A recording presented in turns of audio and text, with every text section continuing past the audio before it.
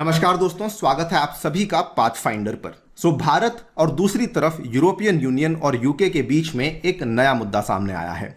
EU और UK के द्वारा यह मांग करी गई है कि उनकी जो फार्मा कंपनीज हैं, उनके जो ड्रग पेटेंट्स भारत में चल रहे हैं, उनको इंडिया के द्वारा एक्सटेंशन दी जाए। अगर आप इस डॉक्यूमेंट को देखेंगे जो कि सामने आया है, उस डॉक्यूमेंट में यह बोला गया है, यह डिमांड करी गई है that each party shall allow a new medical use of a known medicine to be patentable and shall not require a patent application in order to prove the enhanced efficacy for a new medical use।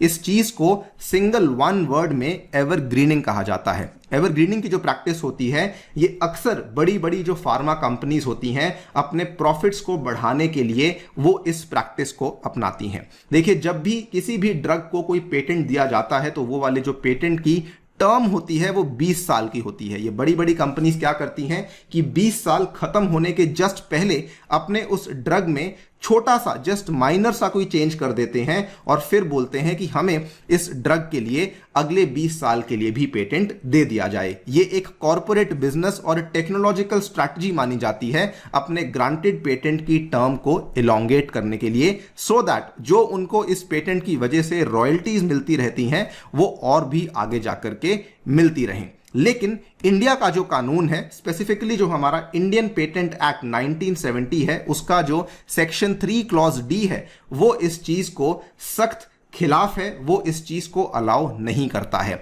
Indian laws do not allow patent evergreening because India का ये मानना है कि unless जो आप उसमें नया बदलाव कर रहे हैं, unless it differs significantly in properties with regard to efficacy, हम लोग आपके पेटेंट को एक्सटेंशन नहीं दे सकते हैं। सेकेंडली, इंडिया का यह भी मानना है कि एवरग्रीनिंग की वजह से जो ड्रग्स हैं वो और भी ज्यादा एक्सपेंसिव रहती हैं, इसीलिए भी हम लोग इसको अलाउ नहीं कर सकते हैं। और इसी चीज को फॉलो करते हुए इंडिया के द्वारा ये जो रिसेंटली बातचीत सामने आई है, जिसमें ईयू और यूके ने ये नई डिमांड्स को रखा है, India has rejected extended the drug patents in EU UK trade talks. और ये वाला जो टॉपिक है ये काफी इंपॉर्टेंट बन जाता है। आज से दोस्तों 9 साल पहले यूपीएससी जीएस पेपर 3 2013 में आपके सामने है यही वाला क्वेश्चन है। सेक्शन 3D के बारे में क्वेश्चन पूछा गया है of the Indian patent law कि किस तरीके से इस सेक्शन का इस्तेमाल हमारी सुप्रीम कोर्ट के द्वारा किया गया है।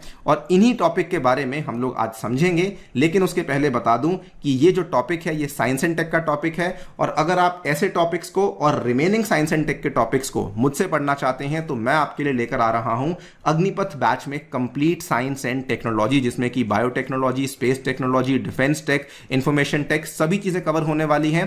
एंड इसके साथ में उसी बैच में मैं आपके लिए जियोमॉर्फोलॉजी भी कवर करने वाला हूं। अगर आपने दोस्तों बैच को चेकआउट नहीं किया है, जल्दी से जाइए बैच को चेकआउट कीजिए। यह बैच 3 जुलाई से शुरू होने वाला है और इसमें हम आपके लिए संपूर्ण यूपीएससी सिविल सेवा परीक्षा की तैयारी करवाने वाले हैं। इसमें बल्कि आपको 900 से भी अधिक घंटे की क्लासेस मिलने वाली हैं, मेंस और प्रीलिम्स की टेस्ट सीरीज मिलने वाली है, एंड उसके साथ में mains mentorship and interview guidance programme आपको ब्यूरोक्रेट्स के द्वारा करवाया जाएगा। ये चीजें आपको ओपन मार्केट में 1.7 लाख से कम में नहीं मिलेंगी। वो सभी चीजें हम लोग आपको मात्र 8,000 रुपए में अवेलेबल करवा रहे हैं।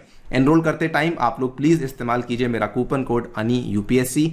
यही गुरु दक्षिणा है जो मैं आपसे मांग कर रहा हूं, that you have to use the coupon code अनी यूपीएससी। इसका जो लिंक है वो दोस्तों नीचे डिस्क्रिप्शन में दिया गया है। हिंदी में भी ये बैच अवेलेबल है, चाहे तो उसमें भी एनरोल कर सकते हैं। वो वाला बैच जो है 15 जुलाई से शुरू होने वाला है, उसका भी लिंक आपको नीचे डिस्क्रिप्शन में दिया गया है। इसके अलावा हमारा एक फ्री टेस्ट होने वाला है समुद्र मंथन का, उसको ज्वाइन नहीं किया है प्लीज ज्वाइन कीजिए। ये आज से 2 दिन बाद 25 जून को होगा। टॉप रैंकर्स को अच्छे इनाम जीतने का मौका मिलेगा। संडे सुबह 10:30 बजे आकर के आपने इस टेस्ट में एनरोल करना है। ऑल राइट, सो इंडिया के द्वारा अपने स्टैंड को काफी क्लियर कर दिया गया है कि जो फ्री ट्रेड की जो बातचीत चल रही है यूरोपियन यूनियन एंड यूके के साथ, उसमें हम लोग कभी भी इस पेटेंट एवरग्रीनिंग के पॉइंट को लेकर झुकने नहीं वाले हैं। India is unlikely to budge from its opposition to the provisions on regulatory data protection. और ये जो इंडिया की तरफ से जो नेगोशिएटिंग पार्टनर्स हैं, उन लोगों को ऑलरेडी चीज बता दी गई है कि आप जाइए और ईयू और यूके को ये बोल दीजिए, बिकॉज हमें हमारी जेनरिक ड्रग इंडस्ट्री को सेव करना है, हमें हमारी हेल्थ केयर स्कीम्स को भी यहां पे सेव करना है। न्यू दिल्ली का जो स्टैंड है वो काफी फर्मली कम्युनिकेट कर दिया गया है, ये बताते हुए कि भारत की जो फ्लैगशिप प्रधानमंत्री भारतीय जन औषधि परियोजना है,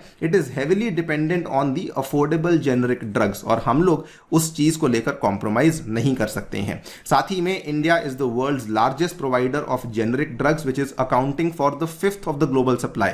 पूरी दुनिया में होने वाला जो जेनरिक ड्रग्स का जितना भी ट्रेड होता है उसमें 20% के आसपास का सप्लाई जो है वो केवल भारत से ही जाता है। और जो लो कॉस्ट है जेनरिक ड्रग्स की, ये आप मान लीजिए कि भारत की डोमेस्टिक रिटेल मार्केट में 70 से 80% की जो मार्केट है वो जेनरिक ड्रग्स के द्वारा ही कंप्राइज करी जाती है। और ये इंडिया की जो पॉपुलेशन है, जो हमारी एजिंग इंडियन पॉपुलेशन है, उसकी वेलबींग के लिए भी काफी ज्यादा इंपॉर्टेंट है। इसीलिए इंडिया के द्वारा यहां पे एक हार्ड स्टैंड लिया गया है।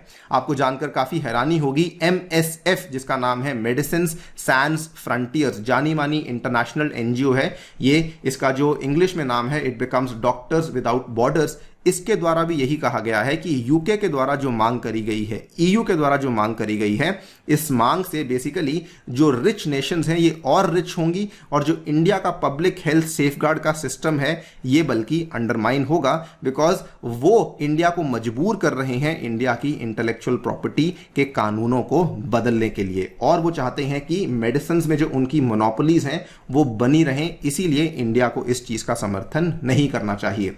इंटरेस्टिंगली लैंसेट, जाना माना ब्रिटिश जर्नल है, वो भी इस चीज के खिलाफ है। उन्होंने भी कहा कि ये वाला जो पूरा का पूरा प्रस्ताव है, इससे केवल इंडियन ड्रग मैन्युफैक्चरर्स को ही तकलीफ नहीं होगी, बल्कि जो यूके की नेशनल हेल्थ सर्विस है उसको भी काफी तकलीफ होगी, बिकॉज यूके की जो नेशनल हेल्थ सर्विस है उसमें भी जो 25% के आसपास सप्लाई आती है वो इंडियन जेनरिक मेडिसिन की ही आती है। तो कहीं ना कहीं जो यूके जिस चीज की डिमांड कर रहा है, इसका नुकसान यूके के ही NHS को होने वाला है।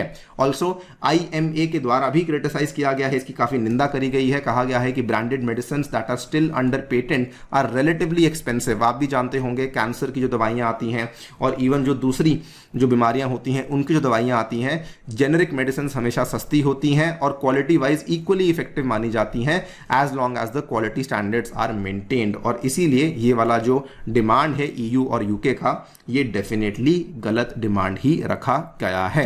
I think India has done very well, because हमने जो हार्ड स्टैंड लिया है अगेंस्ट EU एंड UK वो इंडिया के फेवर में है, बिकॉज हमें हमारी जो सोशल सिक्योरिटी स्कीम्स हैं उसके बारे में सोचना है। और इनफैक्ट अगर आप देखें तो जो ये NGO है डॉक्टर्स विदाउट बॉर्डर्स, उनके द्वारा भी यही कहा गया है, they have also called for India to make sure that barriers to affordable medicine are not written into the trade pact. बाकी दोस्तों आपकी इसको लेकर क्या राय है डेफिनेटली बताइए हमें कमेंट सेक्शन में। जाने से पहले बताना चाहूंगा कि अगर आप लोग हमें फॉलो करना चाहते हैं, हमारे लेक्चर्स के अपडेट्स को पाना चाहते हैं, तो यहां पर दिए गए टेलीग्राम चैनल के माध्यम से ऐसा कर सकते हैं। इसके अलावा अग्निपथ बैच में दोस्तों एनरोल करना बिल्कुल ना भूलें, इसका लिंक आपको नीचे डिस्क्रिप्शन में दिया गया है, वहां पर जाकर के आप इसमें एनरोलमेंट ले सकते हैं। ऑल्सो हमारी टेस्ट सीरीज चल रही है, उसमें जाकर के एनरोलमेंट ले सकते हैं। एंड CSAT बैच 1 जुलाई से आने वाला है, you can even check that out and it is available only for 2499।